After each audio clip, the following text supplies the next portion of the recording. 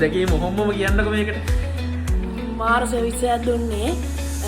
සුපිරි ඩ්‍රෝන් එකක්. ඊටෝර වැඩිය මගේ ෆස්ට් ඩ්‍රෝන් එක. මාර සපෝට් එකක් ගයන්න අංගල් දුන්නා, අනිත් අංගලුත් දුන්නා. ඉතින් ඔයාලට කියන්න තියෙන්නේ ඩ්‍රෝන් එකක් ගන්න නම් කැමරාවක් ගන්නවා නම් අනිවාර්යෙන් කැමරා එකකට එන්න කියලා. ලයිට් ඔන්න ඔය විදිහට තමයි මම උගන්නන දෙයක් හරියට අල්ලගත්තොත් වැඩක් කරන්නේ. එහෙනම් ජය වේවා හැමෝටම.